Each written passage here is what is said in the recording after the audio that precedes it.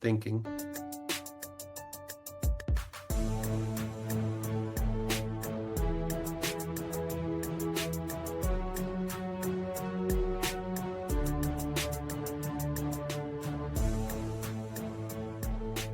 Welcome to the FSF PopCast live show. Well, hello and howdy, kids and cadets.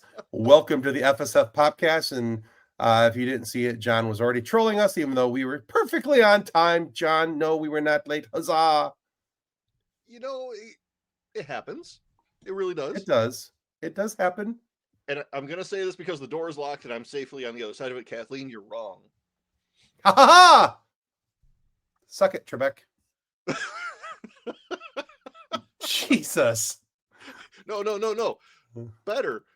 You only thought we were late. We were really there. It's okay. It's okay. No need to panic. No need to panic. We're totally here. Live and mostly in person. I'm mostly alive. I don't know about being a person. I'm pretty sure I'm 3 raccoons in a coat. I mean, you're not wrong. Anyway, I hope you guys are having a good day. So last week, Monday, I want to apologize for cutting out so short. We hit the 30-minute mark, and I was coming down with a wicked head cold that put me down for the rest of the week. And you got to be careful with those man colds. If they go to your kidneys, you could die. You could. Yeah. It's bad enough it went from my head into my chest and made me feel the ickies and the coughies, and I didn't like it. Yeah. So, but I was having a really rough Monday last week, so I do apologize for cutting out halfway through. So hopefully, we'll see how long we can put up with it tonight. And you're very quiet, John. Sounds just fine to me. Okay. You sound fine to me, but yeah, I'll see if I can figure things out on my end here. Let's see. Kathleen said, like a period after prom night, and then she says, I've had that panic. We'll talk about that later. Anyway, John's like, I'd like to have that discussion. She says, you're better now. I know I'm better. You could say I'm a better. All right there, Pearl Jam. Slow your roll. Okay, so tonight our topic is how nostalgia glasses affect pop culture. Now, what that means is, you watch something and in the moment, it's the most perfect and amazing pop culture thing that you could have watched, and you love it. It's just everything. And maybe weeks later, years later, days later, you watch it again, and something comes off as maybe you pick out the cheesy or the campy, the corny spots, and it doesn't quite hit the same. So that's our topic tonight. We're going to talk about some different shows that maybe you've watched over the years, and you go, hey, that's maybe not the perfect show that I thought it was. But before we get into that topic, we want to say thank you to our show partner, Level Up Sabers, and of course you, our viewers and listeners, because without either of you, this show does not go on. So welcome to the Level Up Sabers studios. And if you're looking for a lightsaber that's better than a stick, well, actually better than just about anybody else's out there. Yeah. And because Master Allen. Don't even name the competition. Just yeah.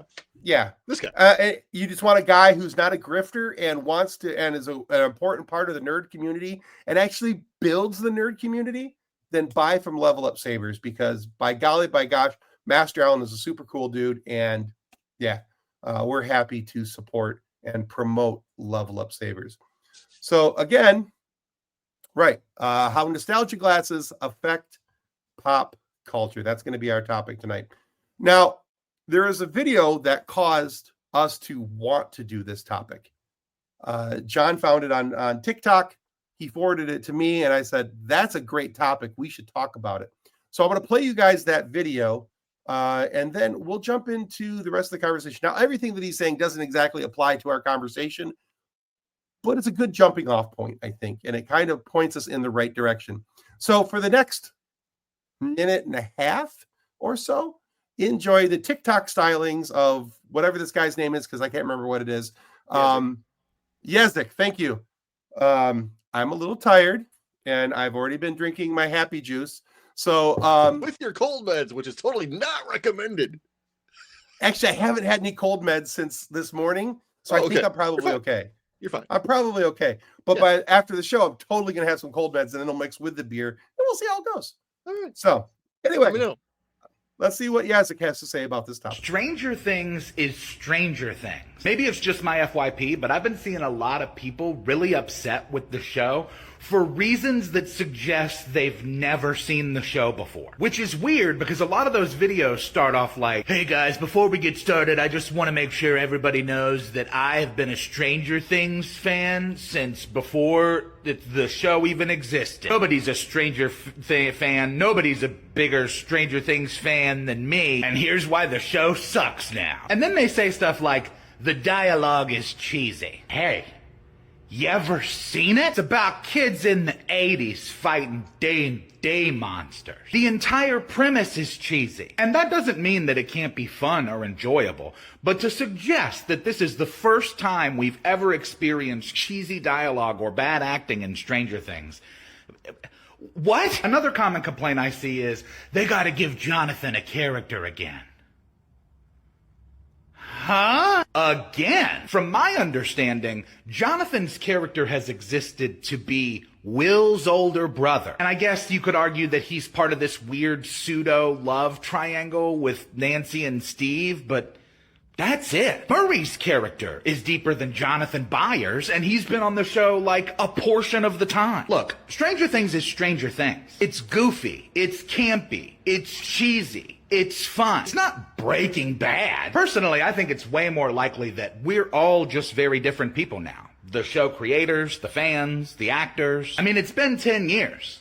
People change, which is fine, but don't put that on Stranger Things. Stranger Things is the same as it always was. Exactly. I have to say, I really do agree with pretty much everything he said in that. And here's the thing, before we jump off into our topic, when we're talking about Stranger Things in season 5, the only thing I struggle with is looking at college age juniors to seniors and expecting them to look like high schoolers. That's the only thing I'm struggling with, is that none of these look like high school kids anymore. And that's fine because, hey, like you said, it's been 10 years. They got these guys as child actors. They have grown up. I think Millie Bobby Brown has a child now. Yeah. And so we can't hold them to being, preteens and teenagers for the rest of their lives. That's not how this works. It's like expecting Michael J. Fox to be able to go back to, being, Marty McFly or Alex P. Keaton from Family Ties. That's not reasonable. They couldn't just freeze the actors between seasons so they stayed the same age. I mean, maybe they could have. But I'm pretty sure we're like 2 to 3 years. We're 2 to 3 years from cryo freezing, but hey, whatever. Yeah, but yeah, I mean, just so you can't expect actors to not change over time. So, but the cheese factor, the cheese factor was what got me. I will let you explain what Uncle Tim's happy juice is. Love you, Honor. Kathleen or me? Both of you. Oh. Dude, it's a school night. Yeah, baby Bon Jovi. Yeah, because she's married to Bon Jovi's son or something, or had a baby with Bon Jovi's son. I don't know if they're married, but anyway, there's a child, there's a baby Jovi out there somewhere. Baby Jovi. Baby Jovi. Wow. So it's been a day. It's been a day.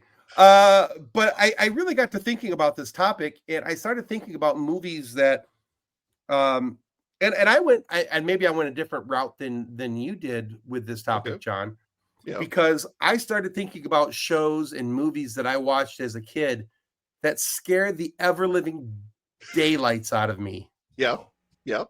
And that no longer do, and I see them as campy and silly and funny. Mm-hmm. Like the movie that caused me to hate spiders, Arachnophobia. Really? Okay. Oh yeah, I was scared. So. All right, so I didn't like spiders to begin with, and then one bit me, and I had to have hand surgery, and I really hated spiders after that. Wait, what? You didn't know about that? No. Oh, there's pictures. I'll find them. Dude, there's gory pictures. Kathleen wants them. So it's going to look like I'm flipping everybody off, and that's half the fun of having the scar on the middle finger. But right there, you can see the scar. Oh, hey. I got bit from a baby brown recluse, an immature brown recluse. Ooh, you got lucky. And my whole finger swelled up, and they were like, it would look like I was holding up the peace sign, but only because I couldn't put my fingers together because my fingers swelled up so much. Okay. But I got moved in for emergency hand surgery. Wow. Yeah. And wait, was that your right hand? It's my right hand, yeah. Dude. Yeah. You're right-handed. I am right-handed, yes. So that made things very interesting for a few minutes. You jump to your own conclusions on why that was so interesting. How old were you when this happened? This was 10 years ago. Oh, 10 years ago. It was like right before we met you guys. Okay, I thought it was like when you were a kid. I'm sorry. Yeah. No. This was like a couple years. And if you're wondering why that makes things interesting when you're right-handed, just think of something like this. That's all I'm going to say. There you go. Yeah. Having had shoulder surgery on my right arm, I know all about that problem. I also had shoulder surgery on my right arm. God bless bidets. Anyway, yes, but yeah, so talking about something. I was deathly. I was already afraid of spiders because of arachnophobia. That movie really set something off in me where it made me like really, because I saw it as a teenager. I think I was 12, almost 13 when that movie came out. Okay.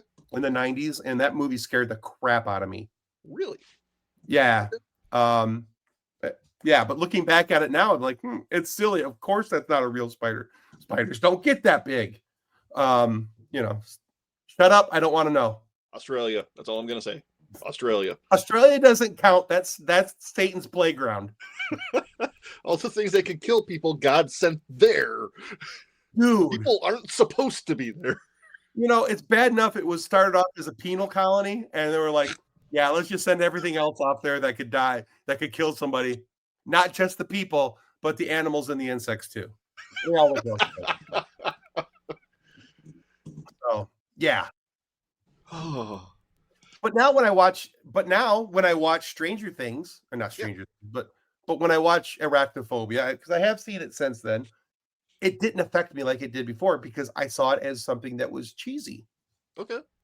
But I also remember looking back at it going, you know what? I remember why that scene scared me. I remember being scared by this thing or that thing.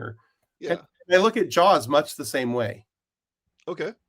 Because I was little when Jaws came out, right. The very first one. Jaws and Jaws 2. I remember being afraid to go swim at the lakes, and go to the beach because what if there was a shark there? That was not knowing for like years afterwards. Well, yeah, and especially not understanding that Michigan was, unsalted and shark free. You're gonna lose your mind when I tell you about bull sharks. I already know about bull sharks, and we don't want to talk about those. They can survive in fresh water, and they find them in the Ohio River. Ohio can keep them. Also, another reason to hate Ohio. See, Ohio is serving a purpose. It keeps the sharks away, and it keeps Kentucky away. I finally have something to tell Jason Taylor from 3 Geeks Podcast about why Ohio has a meaningful purpose. Yeah. Not just for people wanting to escape planet Earth and go to outer space. Most astronauts per capita. But they get bull sharks, then they keep Kentucky away. Okay. Yeah. Jason Taylor, you have a purpose in Ohio. Love you, buddy. Oh. 3 Geeks is a great show. It is. By the way, if you haven't checked out 3 Geeks Podcast, strongly recommend you guys go check them out. They're good friends of ours. We do a lot of work with them. And they're good across the board. Jason, Max, Justin, good dudes. So yeah. And occasionally, because they don't know how to count, Mike McGee. That's technically a 4th geek, but they're in Ohio. We let it slide. Public school systems in every state are terrible. But anyway. So what movie or show do you look back on with nostalgia glasses and go, that's not quite the same as what I remember it to be? Oh, honestly, just about anything I've tried to get Honor to watch. Okay. There is this unique thing where it's like, I'm going to show my kid this really cool thing from when I was their age, and you're watching it and you're like, oh God, this is trash. I liked this. Like, it applies to pretty much everything. I think one that we kind of agreed on earlier was Return of the Jedi. Oh, for sure. Okay. It's fun. It's an important part of the story, but it's not great. I think it needs to be said at this juncture. Neither of us are bagging on any of these things. I still like the movies that I liked. I still liked the shows that I liked, even if they are campy, even if they are silly. And I am one of the world's biggest Star Wars fans, and I will find a silver lining in anything.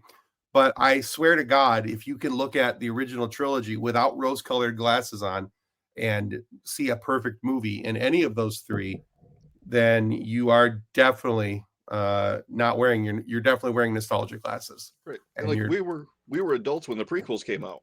So I don't know if you did this, but I did this with the that doesn't make sense. Yep. You know, I did that a lot in Attack of the Clones. Prime example. Yeah. But the kids who grew up with those movies think they're the greatest thing ever. Oh, for sure. And they should. Yeah. And that's great. Enjoy what you're going to like. Right. Because that was their trilogy. I mean, I look back at the original trilogy and I know now that they're not perfect movies. Right. But I still love them for all their campiness and silliness and corniness and the badly written lines. But then those kids grew up, and then the sequel trilogy comes out, and they do to that what we did to the prequels. You're not wrong. And we're looking at it with like, no, we did this 20 years ago. We're done. Just like it if you like it. I don't give a crap. Like it if you like it. Like what you like. Love what you love. Hate what you hate. I get it. I think we can all agree though that Rise of Skywalker is hot garbage. But okay, I'm gonna disagree with you. Okay, if it was a movie from any other franchise or a movie of its own, it would be great. Okay, if it was a standalone movie that didn't have to tie into anything else, it could have been. I still find the movie entertaining. Now, for those of you who watch or listen to our show with regularity, you know that I watch Star Wars almost continuously on a continuous loop. I start in chronological order. I start at the very beginning. I go to the very end, and I start right back over again. I'm currently in the Rebels era in my rewatch. Great era. It's a great era. I Love Rebels. It's such a good show. And there was a time you didn't even like that, but you came around. I did. So, but I look at that at Rise of Skywalker. It's what happens when J.J. Abrams doesn't have to answer any questions or be held accountable for anything. You also and that's saw the last finale. Let's say that again. I'm sorry. You also watched the lost season finale. When that dude doesn't have J.J. Abrams is the greatest at not having to answer questions. He puts all the questions out there, but never answers any of them. And then he's like, "Oh yeah, it'll totally be fine. We'll answer it. We'll answer it in the next movie." But there's never a next movie. There's never a next season. Yep. But yeah, if that was a standalone show, I think it would have been just fine. Yeah. But you mentioned earlier too about how you're trying to show your daughter all these things that you watched when you were a kid and everything. So for me, that experience for me was showing my kids the movie Flash Gordon. Oh Lord. Now, that is the premier movie of camp and cheese and awkwardness. Yeah, I think it was sponsored by Velveeta. It may very well have been. But I still love that movie. Yeah. I will happily sit down with a bowl of popcorn and a beer and watch. I will watch Flash Gordon any day of the week. Okay. I don't, even though I realize and I am fully aware that my nostalgia glasses kind of affect that a little bit. And I look back and go, yeah, that's campy as hell, but it's a lot of fun. Yeah.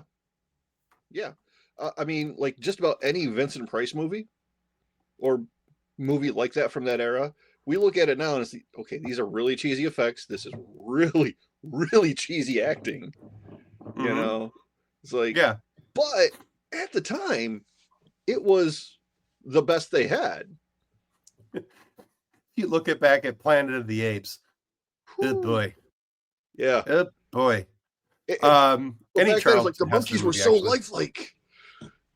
Well, yeah, because that was, again, the best they had, what they had to work with at the time. That was the technology. Yeah, it's like 8-bit computer graphics going to 16-bit, and the video games, they look so awesome. And now we look at it with my phone's got better resolution than this. Exactly. But you know what the funny thing is about looking back at things with nostalgia glasses? You leave Vincent Price out of this. Vincent Price is great, okay? The movies themselves, yeah, I don't think either one of us are bagging on Vincent Price. Vincent Price has still, to this day, he's one of the few people, and this is one of the few times you'll ever hear me say this, admit this openly. James Earl Jones and Vincent Price, I wish, and I know James Earl Jones has done this for Star Wars. He's lent his voice in perpetuity to Star Wars for any time that Darth Vader needs to be used, for them to generate it out of AI. Yeah. And Vincent Price honestly has that same type of voice to me, where anytime there's something that's scary that needs to be read, Vincent Price has the ultimate scary voice. Like there's times where even just listening to the song Thriller by Michael Jackson with his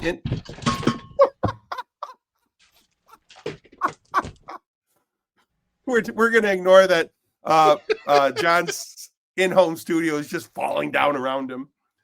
Oh man, that explains it. I rolled a 1. You rolled a 1. All right, Kathleen, remind me I need to be careful later. I'm pretty sure there's a couple D4s down there. That's gonna hurt. Oh yeah, those are worse than Legos. Oh man, you're gonna pierce your foot on that one. Thankfully. But even just listening to Thriller by Michael Jackson, that intro still puts chills down my spine, because Vincent Price's voice is so amazing. Dr.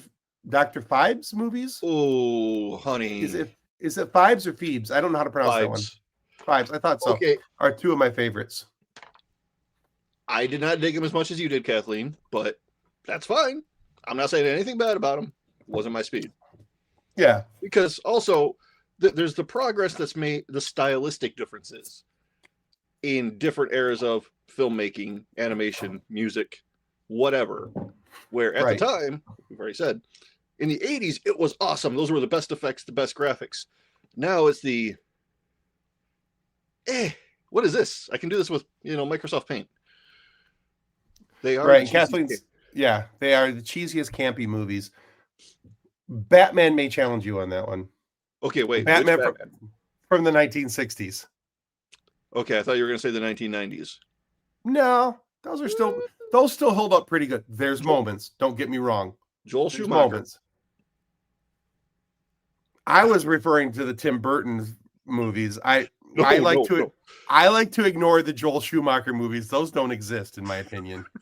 But there are people that grew up with those movies who think they're awesome.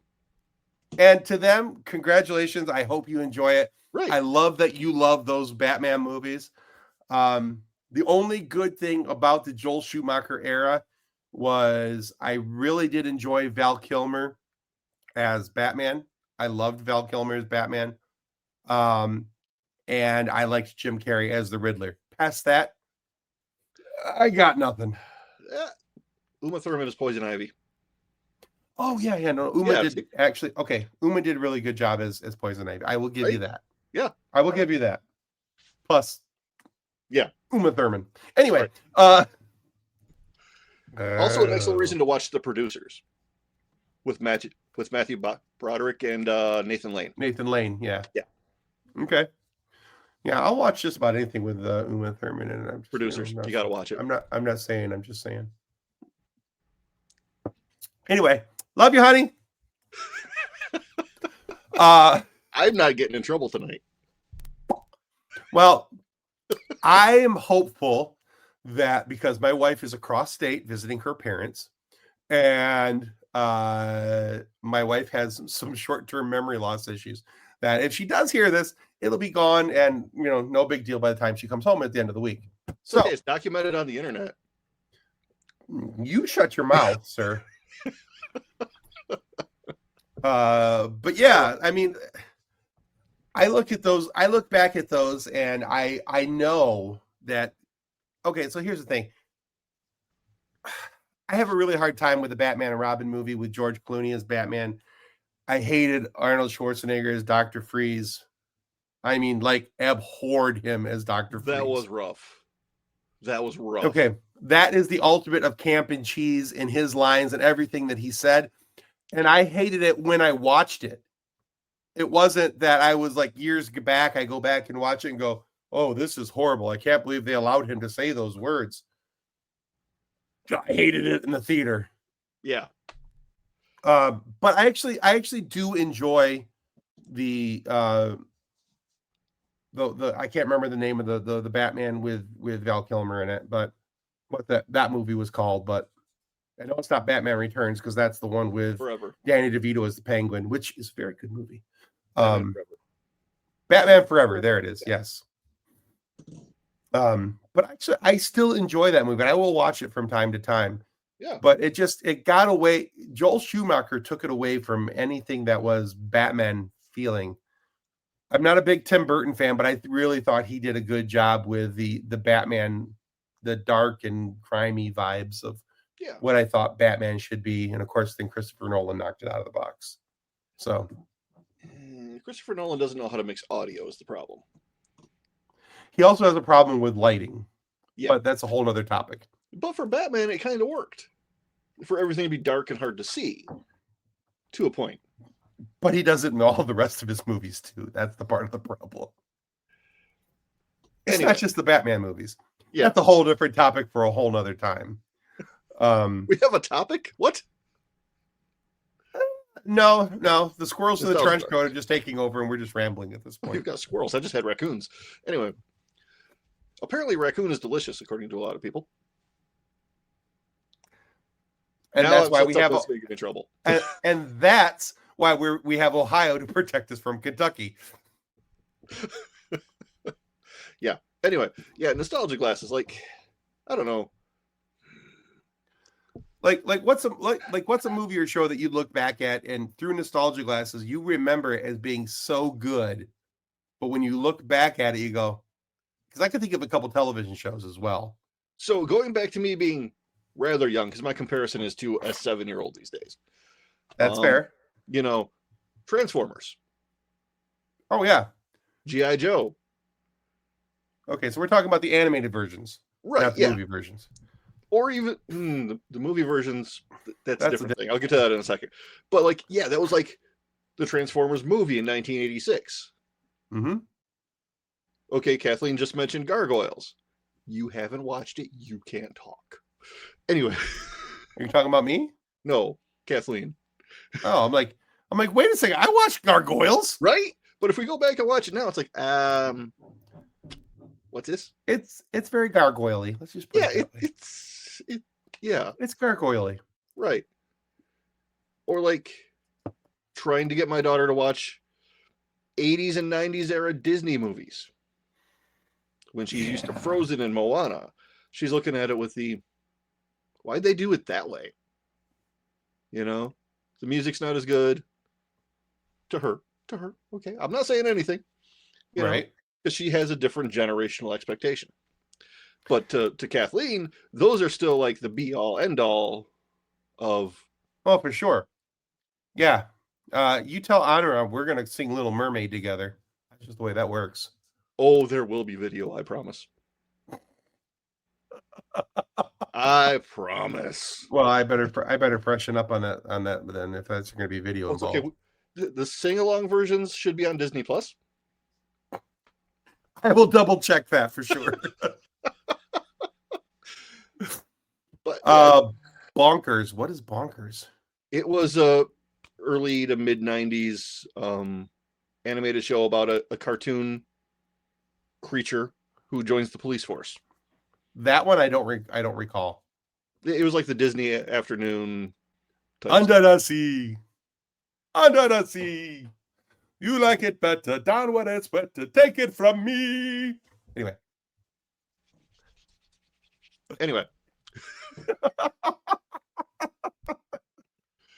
Oh, that is the greatest character. That's the greatest character in Little Mermaid. I don't care. I will fight you on that. His name is Sebastian. I know. Sebastian is the best. You can't convince me otherwise. Flounder sucks. And what's your opinion on Scuttle? Okay. I'm indifferent. Okay. I'm indifferent. Right. But Sebastian, on the other hand, I have an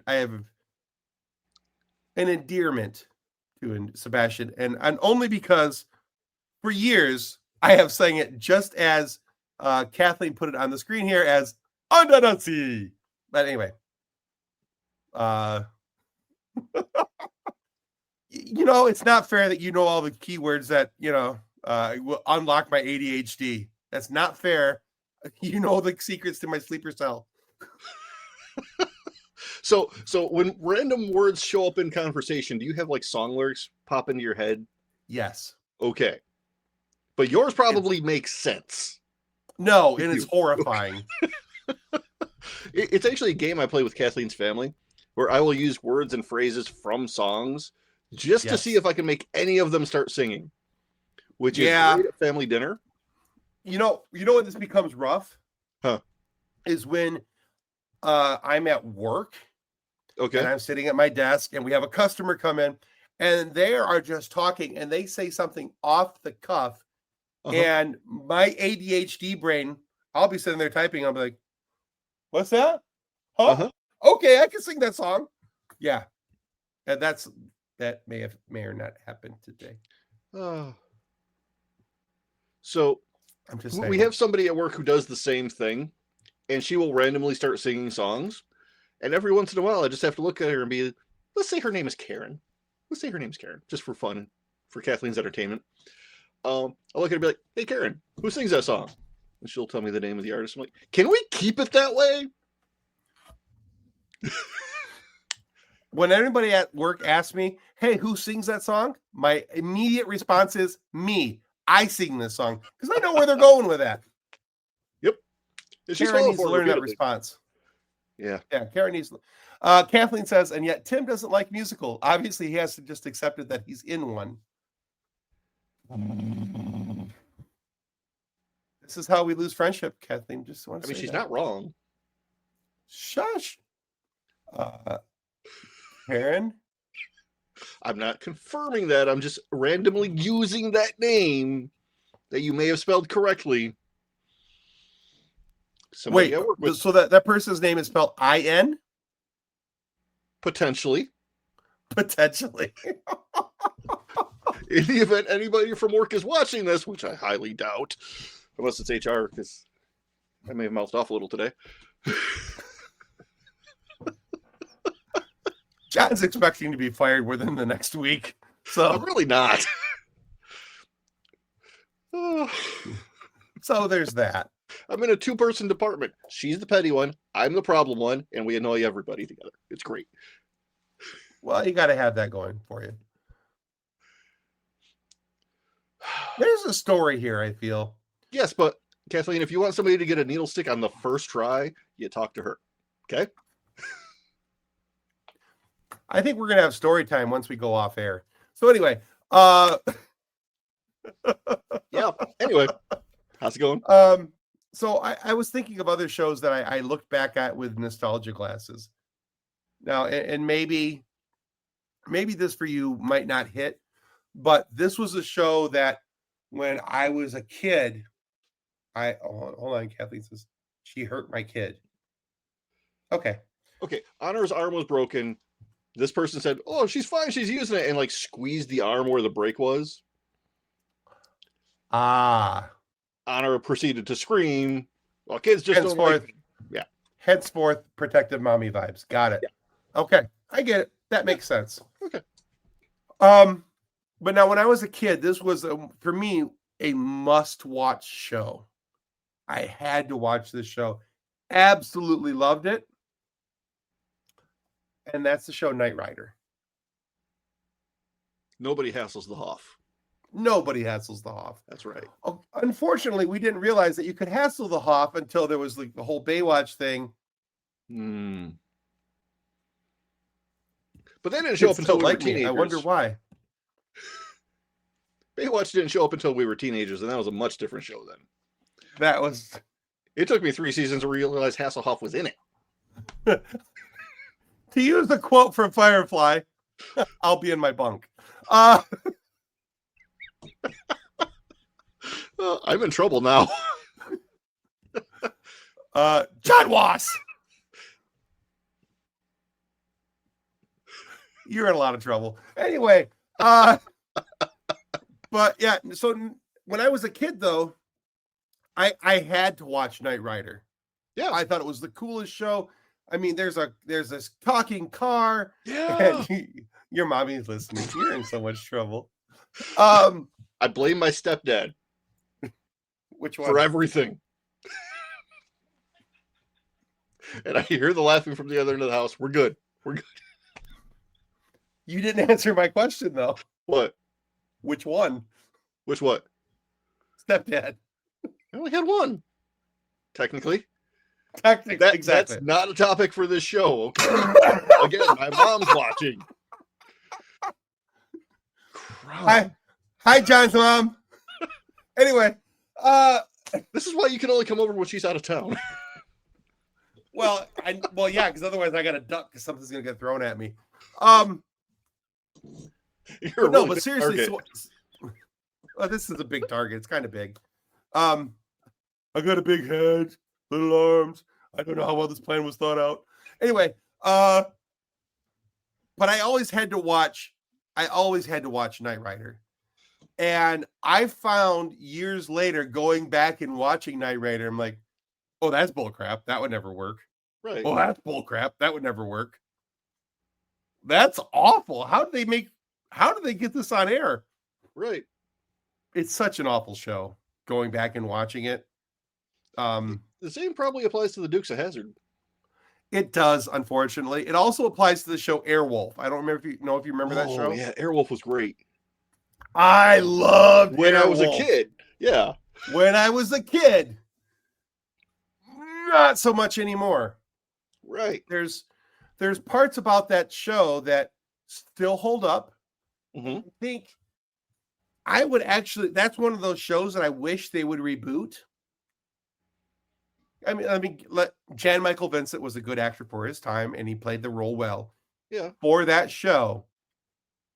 But I would love to see the show Airwolf rebooted and see how that type of show in a police drama type situation could really work in today's type of environment and technology.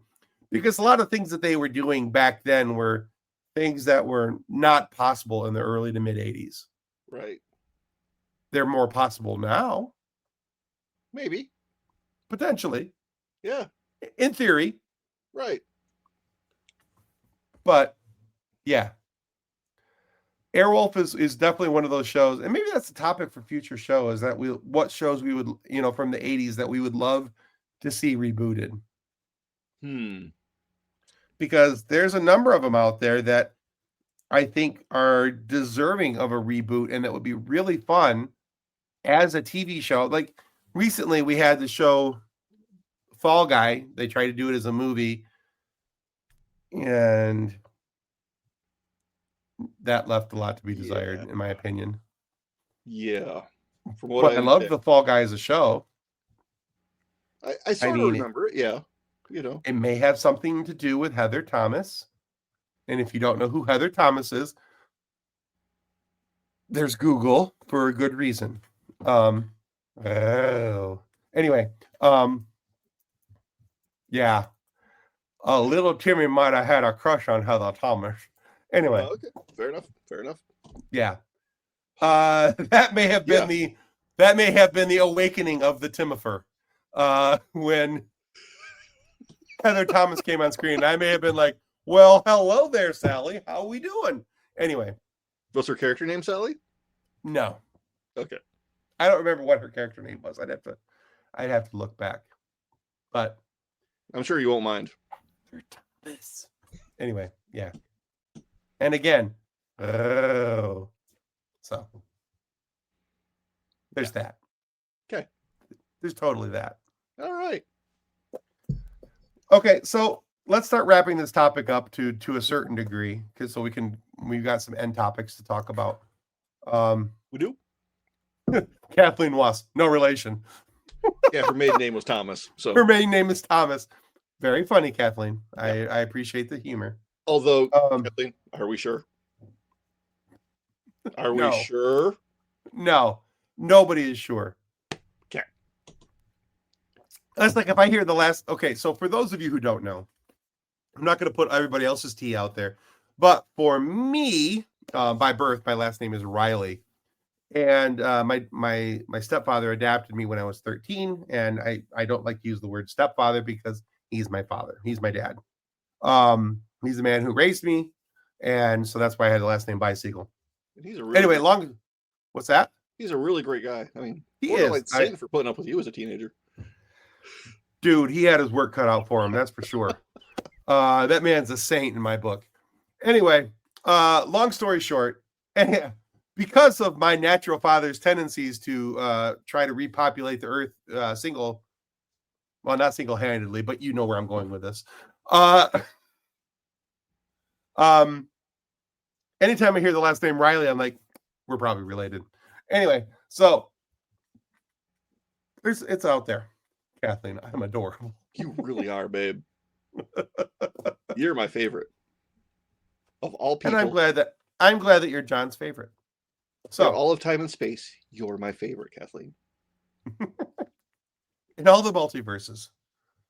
So, but anyway, I don't know where I was going with that whole topic because I'm a beer and a half in, and it's 11% per volume, so I'm kind of losing my track here. New Holland is great for that. On an empty stomach, I'd like to point out.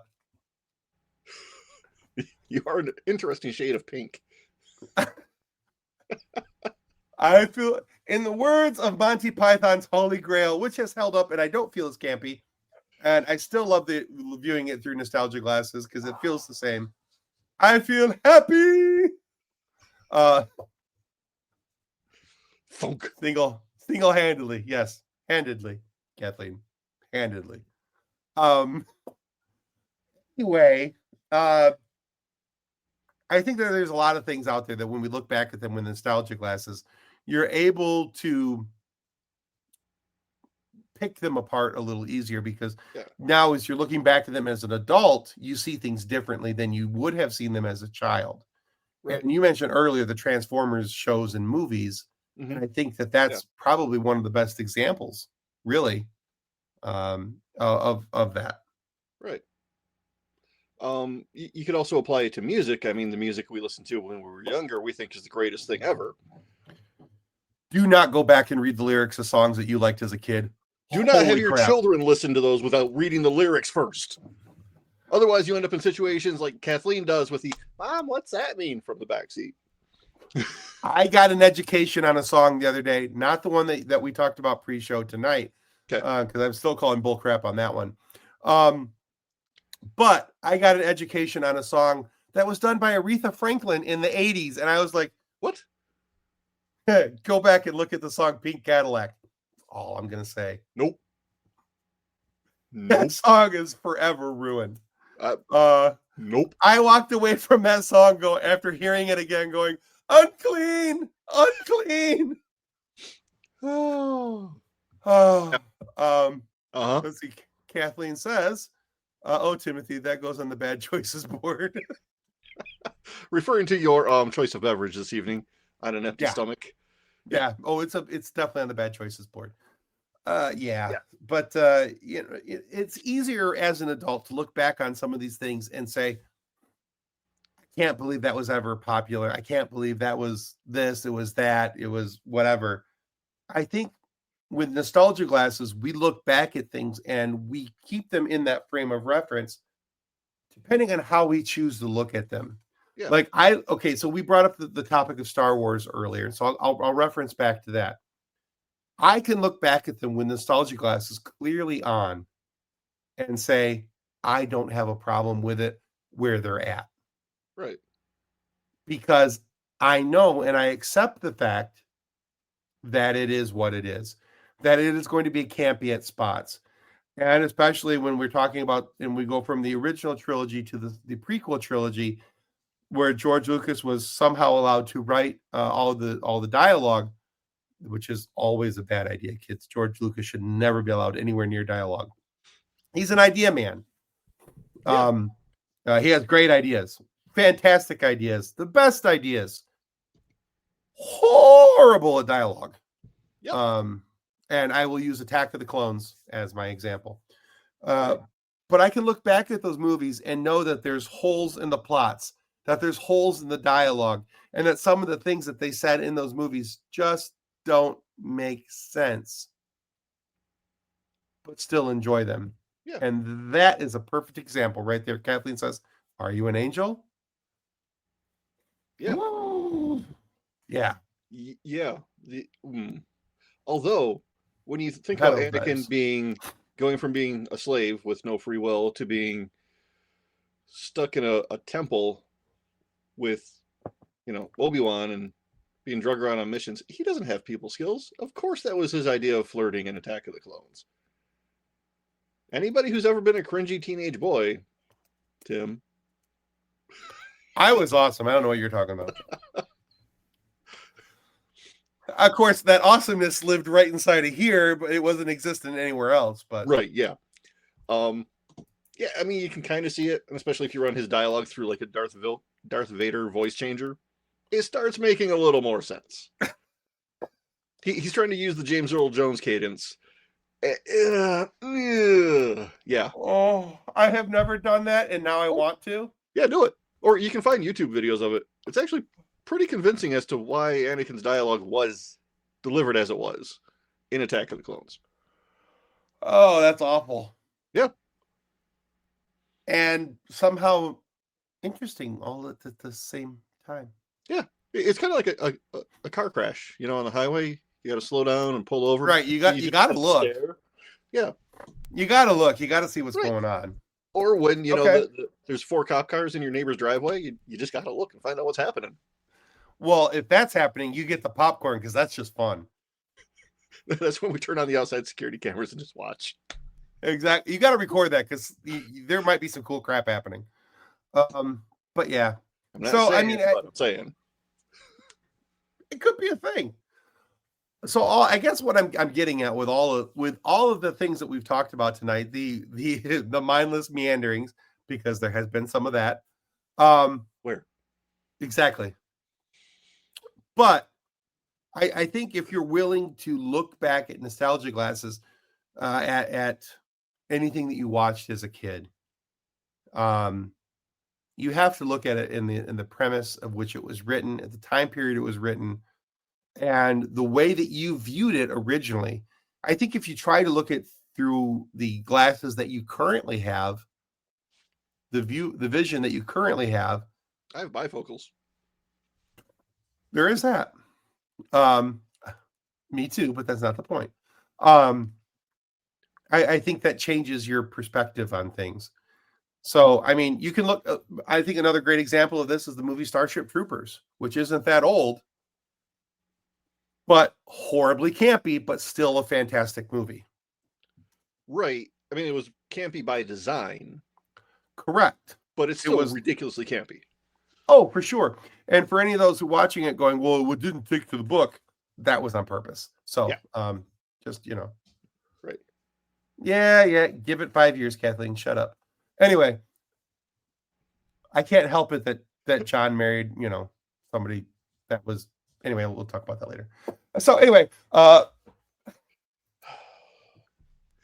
need to look something up. Keep going. No, I'm afraid of what you're doing now. No, it's fine. It has nothing to do with what's going on. John lies a lot. Anyway, so but yeah, so if you're willing to look back at the things that you watched as a kid and the things that you appreciated as a younger version of yourself, don't take it too hard when you watch something, hear something, read something that doesn't fit in today's cultural or media expectations. I don't think that that's fair because the world has changed a lot from the 1980s to 2025, almost 2026. In those 40 plus years, our world has changed. Our perspective on things has changed. Our view on things has changed. And what passed as acceptable back then for entertainment. Now, that doesn't mean that all things have to be accepted. That's not what I'm saying. You can't make Blazing Saddles now. Oh, God, no. Blazing Saddles would not make it past the opening credits. Fantastic movie, never being made today. Most of History of the World Part 1, never getting made today.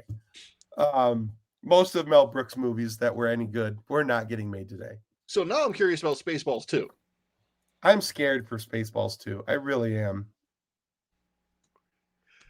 Because if you saw History of the World Part 2, you know why I'm scared. Okay, that's fair. History of the World Part 2, it was fine. It was a very nice nod to History of the World Part 1, but it did not have the biting humor and things that made History of the World Part 1 entertaining. Okay. In my opinion. Yeah. Maybe I'm wrong. Maybe I see it differently. Maybe it's just the nostalgia glasses. Maybe it is the nostalgia glasses. Good point, Mr. Wass. Mr. John Wass with the good points over there. I try. But yeah, so I mean, you have to be careful looking back at it. That doesn't mean that everything should be acceptable in 2025, because if you look back and you see things that are sexist, misogynistic, even racist, damn near pedophilia, please, by all means, call those things out. But there are just things, if it's campy and silly and you go, well, that's just stupid now. Honestly, it was probably stupid then too. You were just not old enough to recognize it. So, just saying. Yep. But, yeah. All right. Well, I think we've beat this topic enough. We have? Probably. There was a topic? Okay. No, there was a focal point at the beginning, and then we went a hard right this way, and then a staggering left that way, and then we went up, and then we went down, possibly tucked in. And if you get that reference, you're a fan. Okay, so. Okay, so wait, question. If Pearl Jam had not existed in the 90s, okay, and 10 came out today, do you think it'd be as well received? No. No?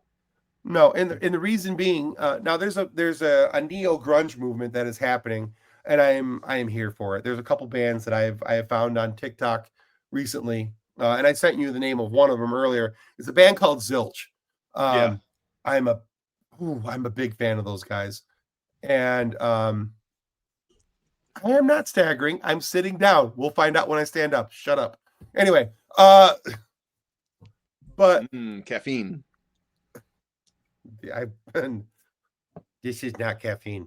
Anyway, but I think that, I don't know. I don't know that that 10 or even the Versus album would be as well received as they would have been back then, because they were tapping into a feeling that the 90s era's kids were totally feeling and feeling lost and frustrated by. And that's also why Rage Against the Machine was so popular at that time. And I think there are bands that are coming out now that are tapping into the feelings that the kids of this era are having. And, I don't know. I don't know that Pearl Jam would have had the success that they've had if they were to come out now. I don't know if they hadn't existed then, would I be so willing to listen to some of the grunge era bands or the neo grunge bands that are coming out now? I'm honestly kind of conflicted about that. Okay. I was just curious because I know that's, like your favorite band. Yeah. Pearl Jam is one of my absolute favorites. I mean, I could say things about some of Eddie Vedder's vocal choices in the early albums where nobody could understand what he was saying, but you know, He was also young and relatively inexperienced at it. So, I mean, Yeah. But I also think that was par for the course with a lot of the bands. If you scour the grunge era movement, what was happening. I mean, you look at bands like Nirvana, singing on key was not exactly a requirement. no. But for any of you who are of the grunge era and you appreciate grunge era music, honestly, go check out the band called Zilch. I've been listening to them. I found them on TikTok. I've been listening to them quite a bit. And it's Nirvana if Kurt Cobain knew how to sing. I'll put it that way. Yeah, pretty much. I love Kurt Cobain. Don't get me wrong, but Kurt Cobain was not a good vocalist. He was an amazing musician. He wrote good songs. He made music that really identified with the angst and the anger that I felt as a young man. Yep. But I think if you were to call him a good vocalist, there would be some discussions. However, I think this band Zilch is what I find if Cobain could sing. So it's a really good thing. So go check them out. I'll just say that. Yep. Anyway, long and short, that's that one. But hey, we need to wrap this up. So let's review real quick what we've got coming up on the show for our weekly interviews. So this is what's up right now. Brett Pinson is a really cool comic book creator that I met at the Monroe Comic Con. Mm-hmm. And I knew almost instant I was going to say instant right immediately. Away. I was going to say instantly and immediately, and it came out instant immediately, which is a new Timism. That's a new Timism right there. But yeah, and I knew that he was somebody that I wanted to talk to because day one, I walked past him, and he was wearing this super cool Hoth baseball jersey. Like, really cool. And I went to go find it, and it was sold out, and I was very sad. I got to go back and check, see if it's up again. And I was also, I'm not quite speaking cursive. I'm speaking Timonese. Big difference. Sort of understandable. Exactly. Mostly legible. Cursive gets into a whole different topic. So day one, he was wearing this Hoth jersey. I was wearing a Hoth t-shirt. Day two, he was wearing a Boba Fett jersey. I was wearing a Boba Fett t-shirt. And I was like, this is love at first nerdery. So I had to have him on the show. Come to find out, he's a super cool indie comic book creator. And the reason why he's still making a couple of these comic books is very heart-touching. And it's a really cool story. And Brett's a really cool guy. And I can't recommend him or his work strongly enough.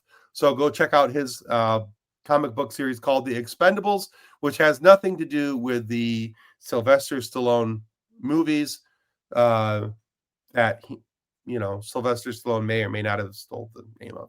Anyway, I don't think he really did, and neither does Brett, but it was a fun conversation point. Okay. So, but coming out on Wednesday is Quattro Podcasto, the fourth visit of Joshua Pruitt, who is one of the head writers on the amazing show Phineas and Ferb, and he is an Emmy winner for Phineas and Ferb.